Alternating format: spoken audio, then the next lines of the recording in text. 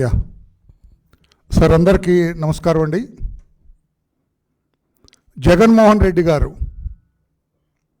మొన్నటి వరకు మన రాష్ట్రానికి ముఖ్యమంత్రి. రాష్ట్ర ప్రజల అదృష్టమో ఆయన దురదృష్టమో తెలియదు, కానీ పాపం 151 సీట్లు గెలిచిన, అంతకుముందు ఎన్నికల్లో గెలిచిన వ్యక్తి మధ్యలో 5 ఎగిరిపోయి 11 సీట్లకే పరిమితమయ్యారు.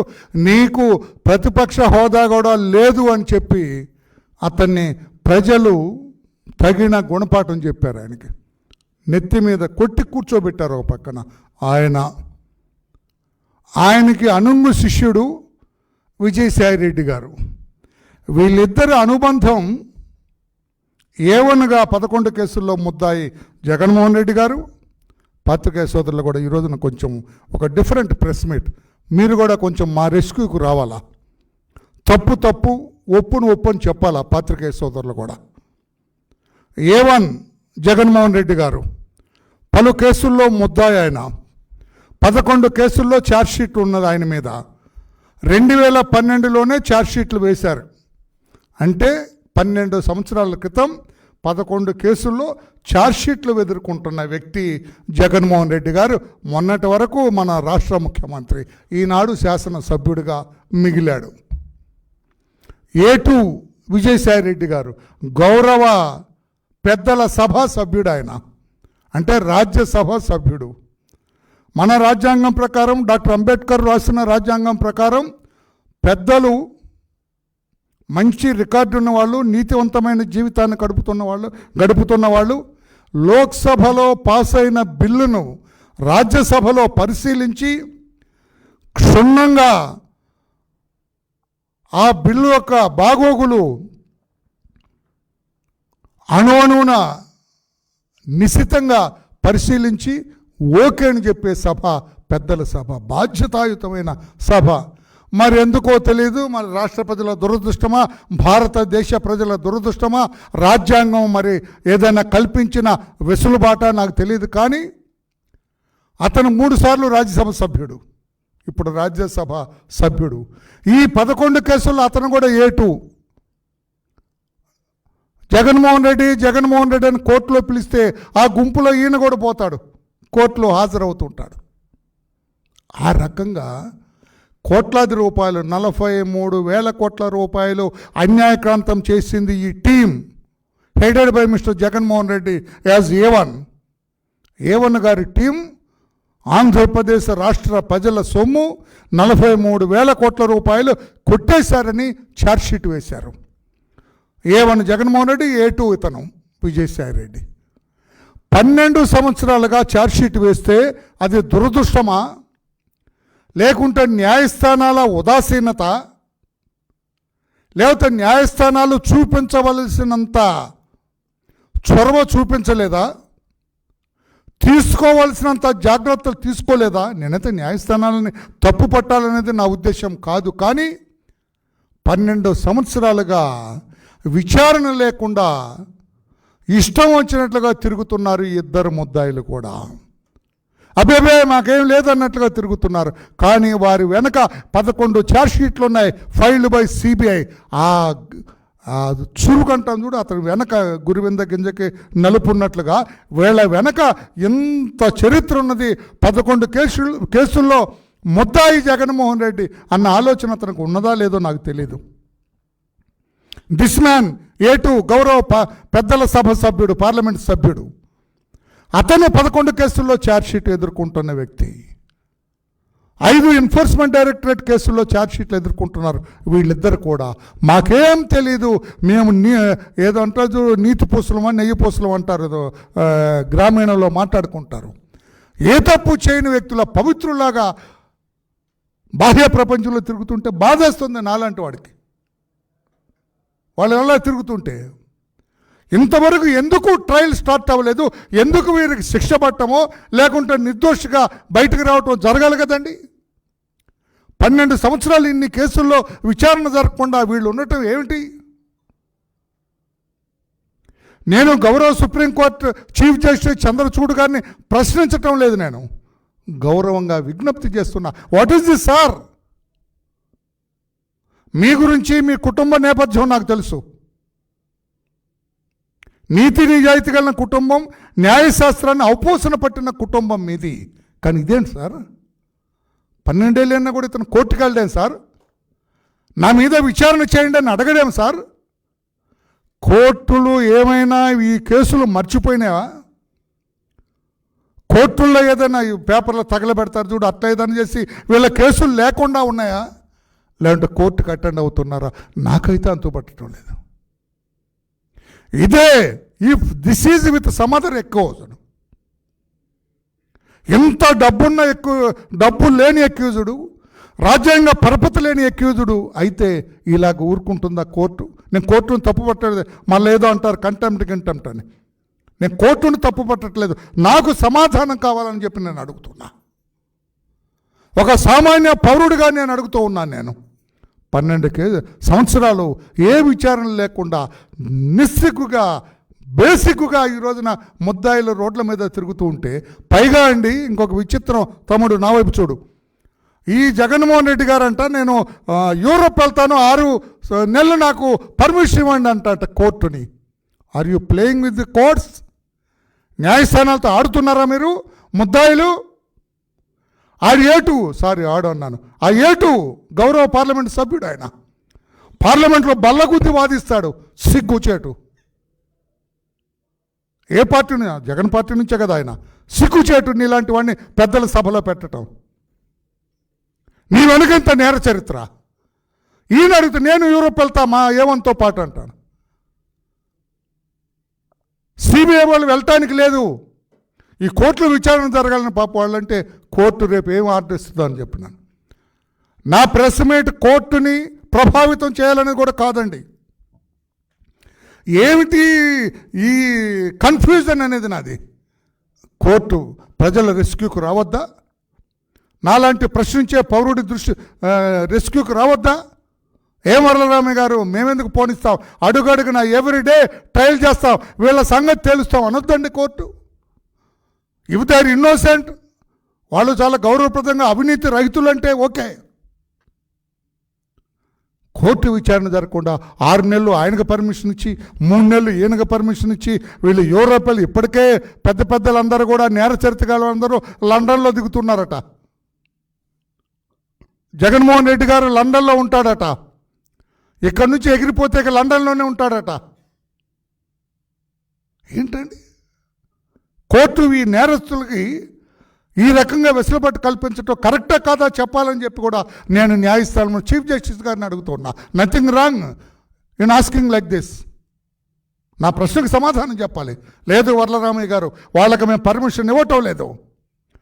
6 నెలలు విదేశాలు ఏంటండి, 3 నెలలు విదేశాలు ఏంటండి? ఏముంది సార్ అక్కడ వీళ్ళకి? I don't understand what is there in London and Europe for this A1 and A2. A1కి జగన్మోహన్ రెడ్డికి, A2 విజయసాయి రెడ్డికి యూరోప్లో ఏముండదని గనులు ఉన్నాయి వీళ్ళకేమన్నా? వీళ్ళ అక్రమాస్తులు అక్కడ ఏమైనా నిక్షిప్తం చేశారా? లేవన్నా అక్కడ ఏమైనా కంపెనీలు పెట్టారా? కంపెనీలు ఇండస్ట్రీస్ ఏమైనా ఇండస్ట్రీస్ పెట్టారా? వీళ్ళ అక్రమ సంపాదన అక్కడ ఏమైనా దాచిపెట్టారా? Why they are frequently going to London? Why this man this time he wants to accompany him? చేతులెత్తి నమస్కారం చేస్తున్న చంద్రచూడ్ గారు గౌరవ సుప్రీంకోర్టు చీఫ్ జస్టిస్ గారికి, ఏం జరుగుతుంది సార్ ఈ కేసులో? ఈ సిబిఐ కేసులు చూసే కోర్టులో ఏం జరుగుతుంది? విచారణ ఎందుకు జరగటం లేదు? ఇతను కోర్టుకి ఎందుకు హాజరవ్వటం లేదు? మొన్నటిదాకా సీఎం అంటే వదిలేశారు, వదలటానికి కూడా లేదు అసలు. నన్ను అడిగితే సీఎం అయినా కోర్టుకు రావాలని పట్టాలి. ఎక్కడున్నాడండి కేజ్రీవాల్? జైల్లో కదా ఉన్నాడు ఇప్పుడు. మరి ఈయన ఎందుకండి? ఆ రోజున పాత్రికేశ్వర్ మీరు కూడా ఒకసారి నేను రీట్రేట్ చేస్తున్నా, ఆ రోజున సుప్రీంకోర్టు ఏమన్నది? ఎంత తక్కువ సమయంలో ఇన్ని కోట్ల రూపాయలు ఇతను ఎలా సంపాదించాడో సునిశ్చితంగా క్షుణ్ణంగా దర్యాప్తు చేయండి అన్నారు. What does it mean? అంటే పార్షియల్గా సుప్రీంకోర్టు ఇతను అన్యాయంగా సంపాదించారని ఒప్పుకున్నట్టే కదా, అభిప్రాయపడినట్టుగా. పోని అటువంటి వ్యక్తి ఇష్టారాజ్యంగా 12 సంవత్సరాలైనా కూడా అతను కోర్టుకు అటెండ్ అవ్వకుండా 12 సంవత్సరాలైనా కూడా ఛార్జ్షీట్ విచారణ జరగకుండా ఉంటే ఇప్పుడు ఆయన యూరోప్ పోతానని అప్లికేషన్ పెడితే మనం పరిగెత్తుకెళ్ళి ఇస్తారండి? సామాన్య ముద్దాయికి ఇస్తారా? ఆలోచన చేయమని చెప్పడం కోసం వచ్చి, అందుకే 2-3 నిమిషాల్లోనే నా ప్రెస్ మీట్ ముగిస్తానన్నాను. ఏమిటి ముద్దాయిలకి ఇంత ఎడాసిటీ? ఎప్పుడు కావాలంటే అప్పుడు పోతారు, ఎప్పుడు కావాలంటే అప్పుడు పోతారు. బెయిల్లో ఉన్నారండి, కండిషన్ బెయిల్లో ఉన్నారు వీళ్ళిద్దరు కూడా. కండిషన్ బెయిల్లో ఉన్న ఈ ముద్దాయిలు ఎప్పుడంటే అప్పుడు సిబిఐ కోర్టు పాపం సిబిఐ వాళ్ళు వద్దంటారు, సార్ వదలకండి సార్, వీళ్ళు మామూలు నేరస్తులు కాదు సార్ వాళ్ళంటే. నేను కోర్టు పరిమితిని ప్రశ్నించటం లేదు. ఈ కేసులు ఎప్పటికి తేలాలి సార్? మా జీవితకాలంలో చూస్తామా? ఈ కేసులు అవుతాయా? 12 సంవత్సరాలు ఇప్పటికే పోయింది. వాళ్ళు రివ్యూ చేయరా? న్యాయస్థానాలను రిక్వెస్ట్ చేస్తున్న జగన్మోహన్ రెడ్డి కేసులు రివ్యూ చేయాలా? Chief justice of Andhra Pradesh or Telangana or chief justice of supreme court Chandrachud గారు. ఆయనంటే ఎందుకు, ఆ కుటుంబ నేపథ్యాన్ని చదివాను నేను, ఆయనంటే గౌరవం నాకు. మీరు రివ్యూ చేయండి సార్ ఈ కేసులు. జగన్మోహన్ రెడ్డి అయ్యి ఉండొచ్చు, అతను కోట్లాది రూపాయలు ఉండొచ్చు, ఒకప్పుడు 2004లో ఏమీ లేని వ్యక్తి ఈ రోజున భారతదేశంలోనే అత్యంత ధనవంతుడైన రాజకీయవేత్త కావచ్చు. రివ్యూ చేయాలి ఈ కేసులు అని చెప్పి కూడా నేను విజ్ఞప్తి చేస్తున్నా. పొద్దున్నే న్యూస్ పేపర్లో చూశాను నేను, ఏదో ఆయన ఏదో 6 నెలలు పోతా అంటే ఏదో 3 నెలలు పోతాట, కోర్టుకి ఇంటిమేషన్ ఇచ్చారట, కోర్టుని అడిగారట, మాకు పర్మిషన్ ఎగిరిపోతామని చెప్పి. ఏంటి సార్ ఇది? ఒక ముద్దాయికి ఎంత స్వేచ్ఛ కలిగిస్తే కోర్టు కట్టకుండా విచారణకు సహకరించని ముద్దాయి, విచారణకు సహకరించని ముద్దాయికి ఈ రకంగా సాయం పడటం తప్పు కాదా సార్ అని నేను అడుగుతున్నా. నేను సుప్రీంకోర్టు చీఫ్ జస్టిస్ గారిని అడుగుతున్నా, గౌరవంగా అడుగుతున్నాను సార్, దయచేసి మీ దృష్టి పెట్టండి ఈ జగన్మోహన్ రెడ్డి గారి కేసుల మీద. మీ దృష్టి కేంద్రీకరించండి జగన్మోహన్ రెడ్డి గారి కేసుల మీద. నిన్న మీరు కలకట్టాలో జరిగిన ఆ డాక్టర్ గారి హత్య మీద మీరు తీసుకున్న చొరవ వీ అప్రిషియేట్. భారతదేశ పౌరులందరూ కూడా సుప్రీంకోర్టుకు జైలు పలుకుతున్నారు. మరి ఇది కూడా చేయండి సార్. ఒక ముద్దాయి బేఖాతరు చేస్తూ ఉన్నాడు. 43,000 కోట్ల రూపాయల ప్రజాధనాన్ని కొట్టేశాడని CBI, the highest investigating agency in our country, వాళ్ళు ఛార్జ్షీట్లు వేస్తే 12 సంవత్సరాల క్రితం ఇంతవరకు విచారణకు నోచుకోకపోతే ఎలా సార్? సామాన్యుడి విషయంలో గట్టిగా బిగిస్తారా? 370 రూపాయలు కొట్టేస్తే వాడిని బంధిస్తారా? బెయిల్ కూడా ఇవ్వరా వాడికి? వీళ్ళేంటి సార్ ఇంత ఎర్రెచ్చుకు తిరుగుతారు? ఇంగ్లాండ్ పోతాడంట, యూరోప్ పోతాడంట, అమెరికా పోతారంట, ఎక్కడ తిరుగుతారు సార్ వీళ్ళు? ఎక్కడ సార్ 6 నెలలు యూరోప్ తిరిగినట్టు డబ్బులు ఎక్కడ సార్ వీళ్ళకి? 2004లో ఏం లేవు సార్ వీళ్ళిద్దరికి. They are very ordinary people. 2000లో సామాన్యులు సినిమాకి టికెట్ కొన్నారంటే అటు ఇటు చూసుకునేవాళ్ళు జేబుల్లో సినిమా టికెట్ కొనడానికి. అటువంటి వాళ్ళు ఈ రోజున 6 నెలలు యూరోపు, 3 నెలలు ఇంగ్లాండ్, ఏది అమెరికా. ఏంటి సార్ అది? కోర్టుల్ని వీళ్ళు నిర్దేశిస్తున్నారా లేక మిగతాది డాష్? నేను చెప్పను. కోర్టుల మీద నమ్మకం సన్నగిల్లే ప్రమాదాన్ని నుంచి కాపాడాలని చెప్పి కూడా జస్టిస్ చంద్రచూడ్ గారిని నేను కోరుతూ ఉన్నా. కోర్టుల మీద నమ్మకం సన్నగిల్లే ప్రమాదకరమైన పరిస్థితుల నుంచి న్యాయస్థానాలను కాపాడాలని చెప్పి కూడా నేను గౌరవ chief justice of supreme court Chandrachud గారిని సవినయంగా విజ్ఞప్తి చేస్తున్నా. వీళ్ళని ఎక్కడికి పోనివ్వకండి. విదేశాలకు పోవటానికి లేదు, నిర్ద్వందంగా నో అని చెప్పండి. ఎవ్రీడే ట్రయల్ కట్టండి. ఆ ప్రొవిజన్ ఉంది, day to day trial conduct చేయాలా, ఈ కేసులు సమీక్షించాలా. హైకోర్టు ఆఫ్ తెలంగాణ కావచ్చు, సుప్రీంకోర్టు కావచ్చు, ఈ కేసులు వెంటనే సమీక్షించి తగిన విధంగా చర్యలు తీసుకోకపోతే భవిష్యత్తులో ముద్దాయిలకు ఫ్రీ హ్యాండ్ ఇచ్చిన న్యాయస్థానాలుగా మిగిలిపోయే ప్రమాదం ఉందేమో ఆలోచించండి అని చెప్పి కూడా నేను న్యాయస్థానాలకి, చీఫ్ జస్టిస్ ఆఫ్ సుప్రీంకోర్టు కూడా విజ్ఞప్తి చేస్తూ ఉన్నా. నాకు ఆశ్చర్యం వేసింది. కాస్తో కోస్తో కొద్దిగా న్యాయస్థానాల గురించి, చట్టం గురించి తెలిసిన వాడిగా వాళ్ళిద్దరూ, ఒక ఆయన 6 నెలలు, ఒక ఆయన 3 నెలలు మేము లండన్ వెళ్తాం, యూరోప్కి వెళ్తామని పెడితే, are they playing with the judiciary? ముద్దాయిలు జ్యుడిషియరీతో ఆటలాడుతున్నారా? కోర్టుకి అటెండ్ అవరు. ముఖ్యమంత్రిగా ఉన్నామని చెబుతాడు ఒక ఆయన.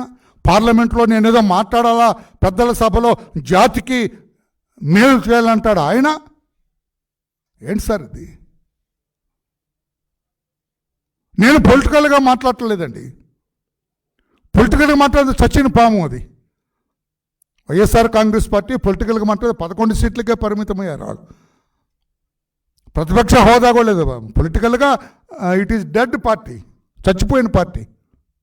కాకపోతే న్యాయస్థానాల గౌరవానికి కించిత్ అవమానం కానీ, చిన్నతనం కానీ లేకుండా చూడవలసిన బాధ్యత కూడా పై స్థాయిలో ఉన్న పెద్దలకు ఉందని చెప్పి కూడా నేను తెలియజేస్తున్నా. జగన్మోహన్ రెడ్డి గారు పదే పదే న్యాయపన్నాలు వల్లిస్తూ ఉంటారు.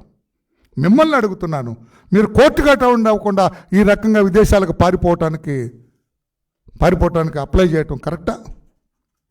అసలు మీరు తిరిగి వస్తారా? నాకు అదొక డౌట్ కూడా ఉంది. తిరిగి మళ్ళీ ఇండియా వస్తారా? A1 అండ్ A2 మీరు వెళ్ళిన తర్వాత మీ సంబంధికులు వాళ్ళు కూడా చిన్నగా మీ దగ్గరకు వస్తారా? మీరు తిరిగి ఇక్కడ ఇండియాకి వస్తారా? ఎవరు గ్యారంటీ ఇస్తారు? ఎవరు గ్యారంటీ ఇస్తారు తిరిగి మీరు వస్తారని?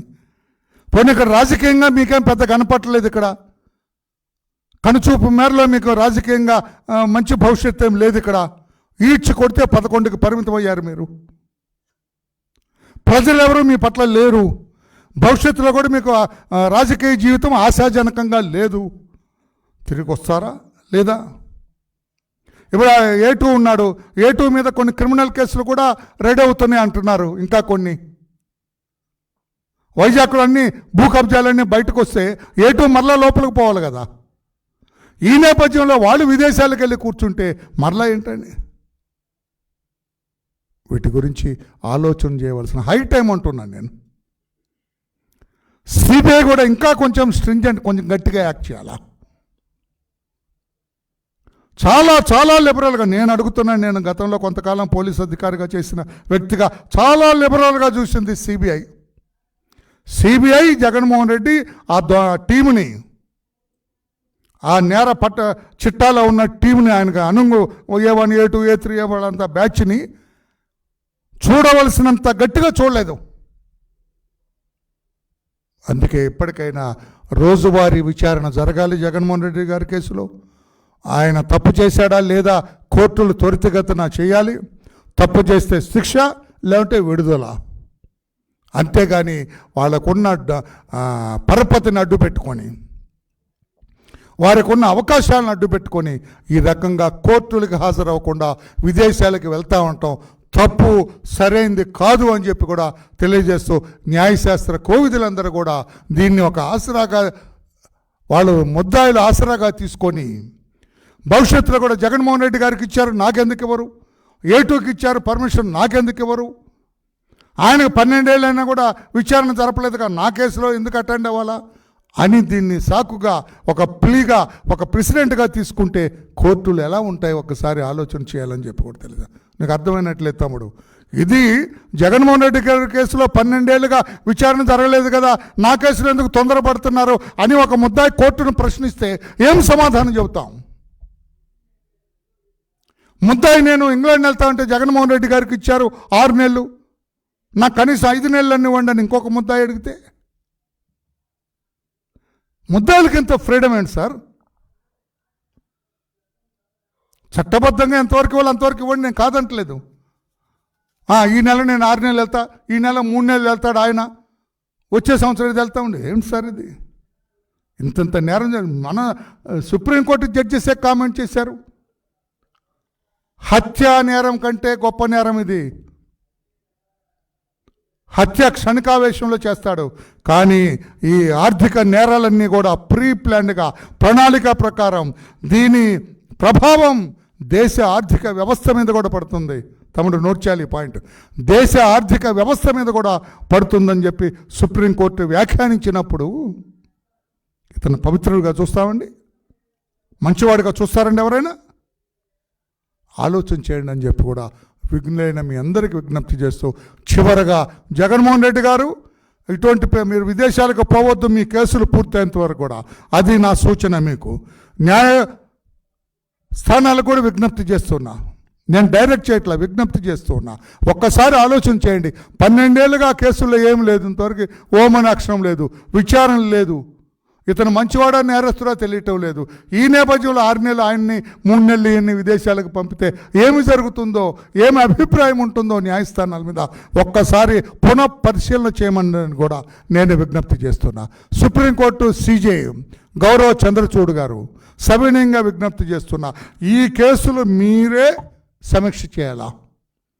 మీరే ఎందుకునంటే మీ కుటుంబ నేపథ్యం నాకు తెలుసు. మీరు చేస్తేనే న్యాయం జరుగుతుంది, మిగతా వాళ్ళు చేస్తే జరగదని కాదు సార్. త్వరితగతిన న్యాయం జరుగుతుంది.